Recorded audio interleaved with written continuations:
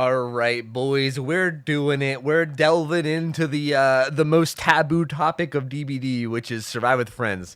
Now, this is going to be a video where we cover it. This is a really controversial topic, and I was debating on not making a video about it at all, but you know what? I might as well just get my opinion out there, right?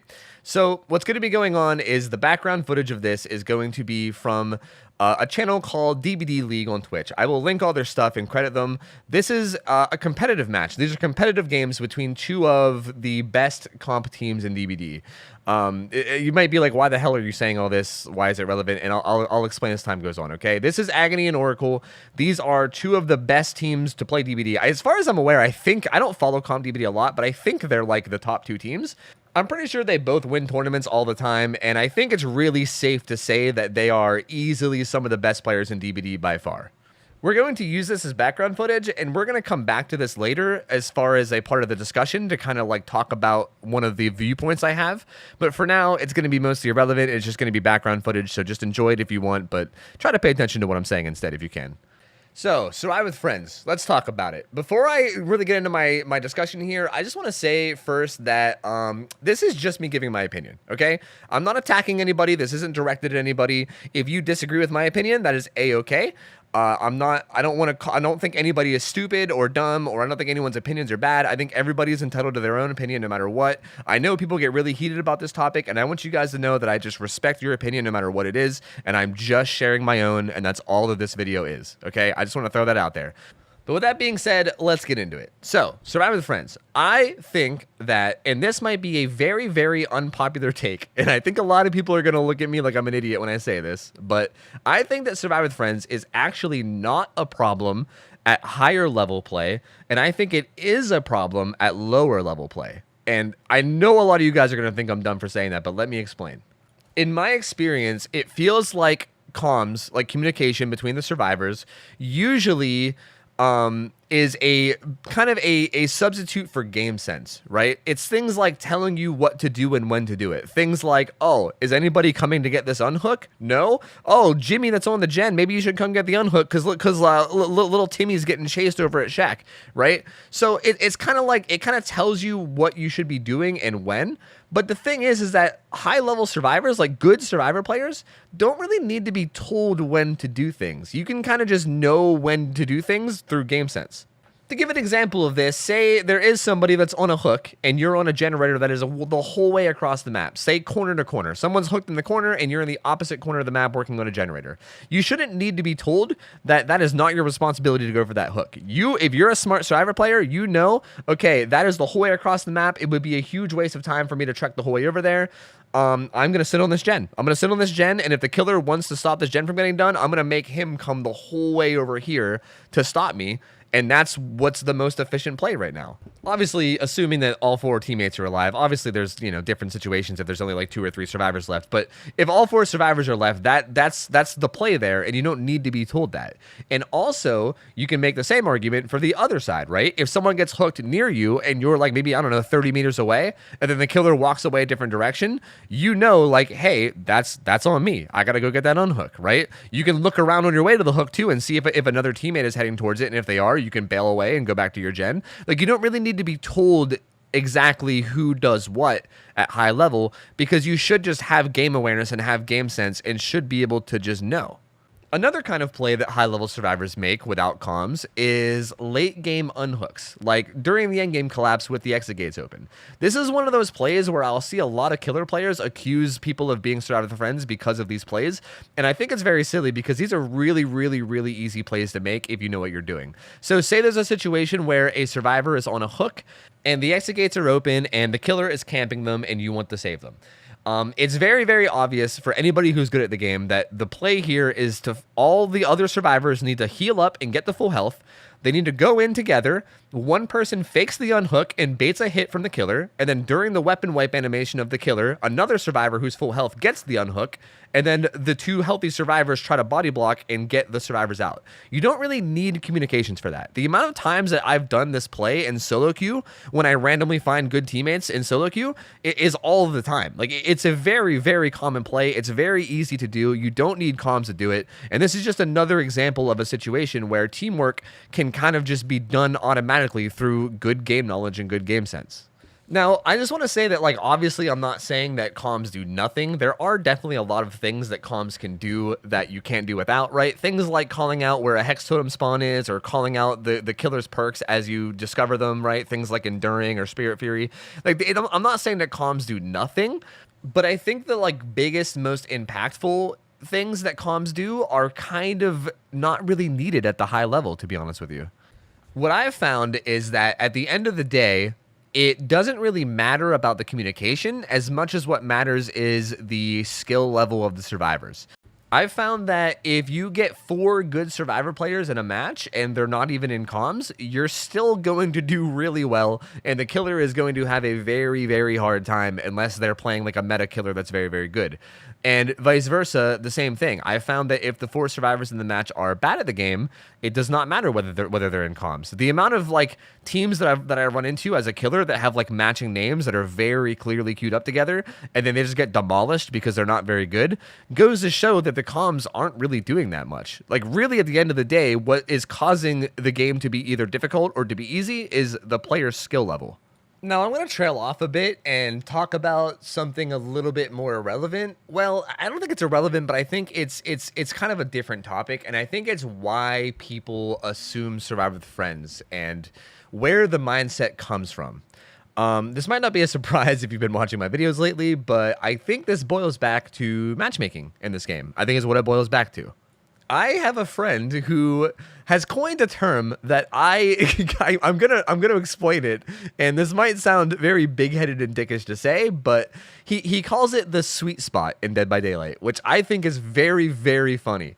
It's the idea that Dead by Daylight players will play for a few hundred hours, or like maybe somewhere in like the hundreds of hours range, maybe to like low 1,000 hours, and they'll get to the point where they're rank 1 and they're winning most of their games at rank 1, so they feel like they are a very, very experienced player that knows everything there is to know about the game. And don't get me wrong, having a lot of hours like that definitely does give you more knowledge than someone that's brand new, but I think a lot of people misjudge their own skill level because of how bad the matchmaking is. We talked about this in a previous video, and I will go ahead and leave a link to it as well as like a card. We talked about matchmaking, and to sum up the argument quickly, essentially what the argument is that rank 1 in Dead by Daylight is essentially everybody from like your average players to like the very best in the world, which I feel like most people can agree with. Most people can agree that there's a lot of players at rank 1 that are very average. It's not exclusively the best of the best. It's like anybody who's average can get there, and then also the people that are the very best in the world also sit there. So it's a very, very big matchmaking pool. So because of this, if you're somebody who is like, if we're going to compare ranks to like, if we're going to compare skill levels to how a rank works in like another game, if you're somebody who is, say, like a diamond player in Overwatch, you're going to be going against a lot of like gold to platinum players because the matchmaking pool is so big. You're going to be going against a lot of people at that level, and you're going to be stomping them all the time. And you're going to be like, wow, I am good at this game. I'm winning all my games at the highest rank. Holy shit, I'm a beast.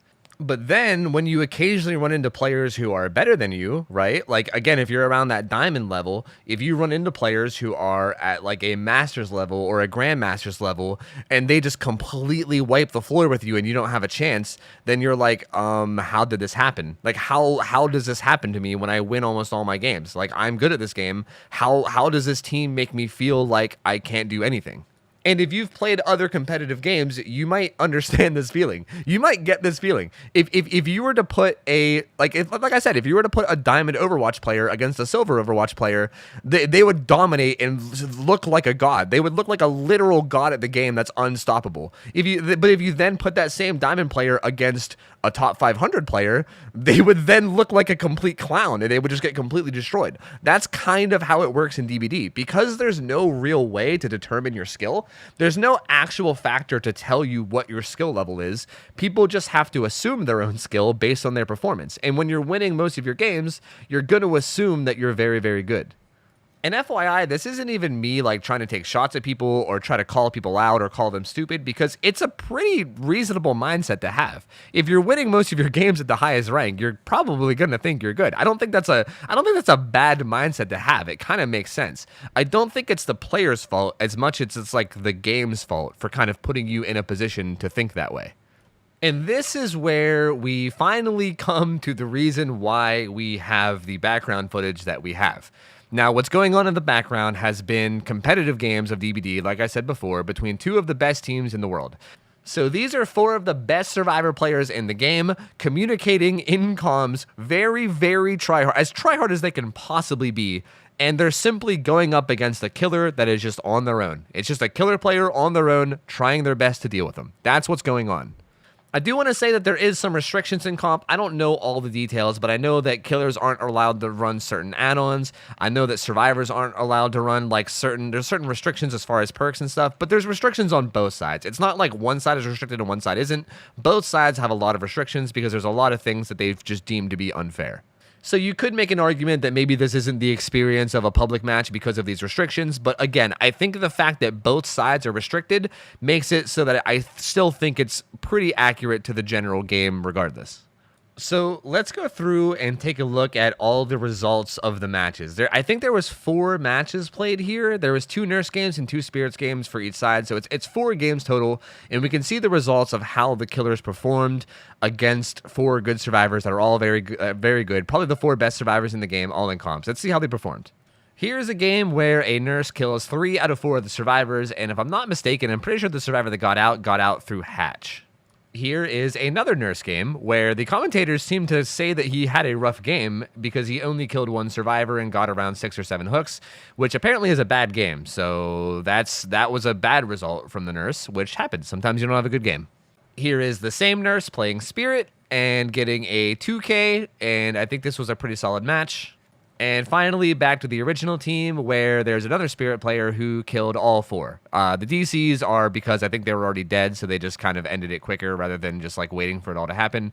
But they killed all 4 survivors. So to me, these results, even though there's only 4 of them, I guess you could get a bigger sample size. But to me, from the way that I've gathered how comp DbD goes, it feels to me like the survivors aren't really like the overpowered side. Or really, I don't think any side is really overpowered. It feels like it's actually decently balanced, to be honest. And I know you can make the argument of like, okay, for the killer to kill those survivors, they had to play the 2 strongest killers in the game and play with like all the best perks and stuff. But like, there's also a part of me that's like, well, duh. I mean, obviously, right? Like, am I wrong to think that? Like, obviously, if you're going against the literal like best players in the game, or even just really, really high tier players, it kind of makes sense that you need to be playing something high tier yourself to compensate. Like, again, this would be like comparing it to like, say you were like playing League of Legends and you were queuing up against like 5 challenger players and you were like, man, I can't win the game while playing Janna top. I want to play Janna top, but I just can't do it without losing. Like, what the hell? And it's like, well, yeah, obviously you're clearly playing something that's weak and not powerful against people that are very good. Like, of course you're going to lose. That's just how video games work. So in my opinion, if you're going into a match playing a weaker killer and you run into survivors that are very, very good, like very strong survivors, you should be kind of expecting to not perform super well, right? Like if you can manage to perform super well, then kudos, that's amazing. You did a fantastic job. But against like the best survivors in the game, you should need one of the best killers in the game. That's just game balance. That's how game balance works. And based on what I've seen here, it seems like even the best survivors in the game still struggle a lot against an equally skilled killer player playing a top tier killer. Like if you're going, if like the best survivors in the game are going against the best killers in the game, and they're also running strong things, they struggle, which to me just showcases that the game is like fairly balanced. So my opinion about it is that I think when players, especially killer players, go against teams of survivors that they struggle really hard against and lose against, and they blame it on Survivor with Friends, and they say that Survivor with Friends makes killer impossible. I personally think it's silly and absurd. I think it's more so that the Survivor players that you're going against are just better than you. That's simply what it is. They're just better than you. And that's okay. It's okay that people are better than you. It happens. This game's a difficult game. There's a lot to it. It might not seem like it, but there's a lot to this game. And unless you have multiple thousands of hours, there's probably always going to be people that are significantly better. Hell, even if you have have multiple thousands of hours. I'm 8,000 hours into this game, and even I'm not at the level of the people that we're watching in the background footage right now. I'm not as good as these people. If I ran into these people in my public games, they would destroy me because I'm simply not as good. And I can accept that, right? Even with my thousands of hours. There's almost always going to be somebody that's better, and unless you're at the very, very top, you're occasionally going to run into people that are better than you that are going to make it seem like the game is impossible just because of how good they are. But I think it's important to recognize that instead of complaining about the game and trying to make the devs make a bunch of changes based around it, I think it's important to realize that instead of that, you just need to realize, hey, sometimes you lose games, especially in a game like DbD that has horrible matchmaking. Sometimes you get put in matches that just you can't win because they're significantly better, right? Like sometimes you get match made against people that are way too good, and you just lose. You just lose and you have no chance of winning because they're just significantly better than you. And there's nothing wrong with that. That's just how games like DbD are. But what you should be focusing on is your own improvement and not blaming the game for something else. While I was editing this video together, there's something that I forgot to mention that I want to throw in real quick, and that is that I think a big argument that people are going to have is that people are going to say that only Nurse and Spirit and like only these top tier killers can deal with decent Survive with Friends. And I just want to say that I don't think that's true. The example that I've been giving this whole video has been the literal best players in the game. And yeah, against these players, you probably do need one of the very best killers because they are the literal best. But I do think that even like solid groups of Survive with Friends can still be beaten by like well over half the killer cast. I don't think you need like an S+ tier killer. I think even killers like in like the A or B tier of my tier list can beat most good Survive with Friends if you're a good enough killer player. I feel like this can even be proven by the fact that if you watch Twitch streamers, like if you watch a really good killer player Twitch streamer who is very, very talented at killer, you'll see that they'll win the majority of their games. Even against people with like matching names, even with groups of Survive with Friends that play very efficiently and do gens, they'll still beat most of them. And in the games that they lose, a lot of times they lose just through misplaying, because even good players misplay sometimes. And like not every good player is going to play to their full potential every game, right? Almost every single team that you go against, it's going to be possible to beat them through good play, and I think people really need to focus more on getting to that level where they can play well, as opposed to thinking that games are impossible. The one final thing I want to say about this topic, and I think a big reason why this has been surfacing so much lately, is I do think, like, I will admit that Survive with Friends lately are more likely to have good players than solo queue, if that makes sense. And I think the reason why that's a thing is, again, it all comes back to matchmaking. I think lately what's been going on is a lot of good Survivor players are really sick of going into solo queue and getting teammates that are horrible at the game. And a lot of good Survivor players are seeking out other good Survivor players just for the sake of having decent games, right? Like, if you're good at the game, there's only so many times that you can queue up solo at rank 1 and just be left to die on hook, or have all your teammates go down in 10 seconds to like a Wraith or something. You can only go through that so many times before you're like, why am I doing this? So a lot of good Survivor players will seek out other good Survivor players to play with just so that their games are a little bit more bearable, you know? And because of that, I think it's much more common these days to run into groups of 4 really good survivors, whereas back in the day, I think good Survivor players didn't really mind solo queuing as much. Like, if this was 3 years ago, you would run into a lot more teams of like maybe 2 good survivors than 2 not so good survivors, right? Like, you would run into teams like that a lot more, whereas these days it feels like it's either a solo queue team where they're almost all bad, or it's a Survive with Friends where 4 good players got together and they were like, hey, let's stop playing solo queue because it's miserable and get together and play, and then that's when you struggle. You're not struggling because of the comms, you're struggling because they're good survivors that are playing together. Does that make sense? So in my opinion, the fix to this isn't nerfing Survive with Friends. The fix to this is fixing matchmaking. If rank 1 solo queue wasn't so miserable to do as a solo survivor, then I think less Survivor players would feel like they're forced to play Survive with Friends just for the sake of having decent games, right? If you can actually rely on your solo queue teammates more often than not, then I think a lot more people would be willing to solo queue, and you would probably get a lot more mixed matched games as far as like some good players and some bad players.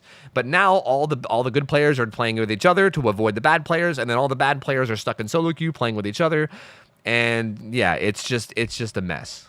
I'd say right now, red rank solo queue probably has like, I'm not even joking, probably like 90% bad players and then 10% good players.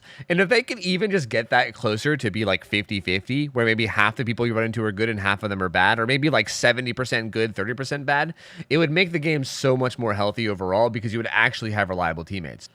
I also think this would make the killer games slightly harder at rank 1 too, which I actually think is a good thing, because the average game would be harder, which I think is good, because I think your average game is way too easy, and I think a lot of killer players that are at rank 1 don't actually belong there, and I think it would put them at a rank that they belong in, and you know, I don't even mean this as like an insulting way. I think it's healthy to be put in a rank that you belong in, because then you realize your skill level and you realize that you need to improve. Whereas if you're put in rank 1, you might think that there's no room to improve anymore, and that's when you start trying to look for excuses. But anyway, that's my rant. I think I've said everything there is to say. I think I forgot to mention a couple things. Like, I do know that Survive with Friends does shut down a lot of really fun strategies, and I do sympathize there. Like, for instance, things like interesting builds that revolve around deception, things like Dark Devotion and stuff, right? Like, interesting builds like that you might normally be able to run as killer against people that aren't communicating sometimes can get ruined by survivors that are communicating, and I sympathize there. Like, that definitely does suck. But I don't think that like means that Survive with Friends is broken across the board. I think maybe the game should just be adjusted around that somehow. But then you could also make the argument that if you're doing a build like that, you're mostly doing it as like a meme build and not to win and more to have fun. Whereas, like, you know, you can't really expect results with it. If you want results, you really should be running like the meta. I mean, that's again how any online game is. If you want good results, the meta is what you want to do. And if you're running off meta things, then you should be going into it expecting to maybe not perform as well. But anyway, I'm continuing to rant, and I'm sorry. I think I've said everything that there is to say. I think I got my general viewpoint across. Feel free to leave this video a like or a dislike. I'm assuming this video is probably going to be one of my most disliked videos ever, because this is a very hot topic, and I know a lot of people are going to disagree with me. And again, that's okay. I don't think that people that disagree with this are like stupid or wrong or anything. I think everybody's entitled to their own opinion. So like, I can't say don't hate me. If you want to hate me, go ahead. But like, I swear, I promise I'm not trying to attack anybody. You guys can think whatever you want. But also feel free to let me know your thoughts. If you have an opinion on this, whether you agree or disagree, let me know in the comments. I'm really curious. I'm always down to have good discussions and hear people's point of view, as long as you present it in a way that is, you know, reasonable and not, you know, like very angry and attacking. Then I'm more than willing to hear it, and I'm interested in what you have to say. So feel free to leave a comment, like the video, all that good jazz. Subscribe to the channel as well if you'd like, because there's going to be more content like this coming. Also, I just want to give one more shout out to DbD League on Twitch, whose footage I have used for this whole video. So if you guys are like wanting to see these matches for yourself to see how they go, or if you want to see other comp matches, feel free to go check them out and, you know, give it a look. And thank you guys so much for watching. I appreciate you guys. I hope you guys have an awesome rest of your day or night, and I will catch you guys later. I'm out of here. See ya. Take care. See ya. See you later. See ya.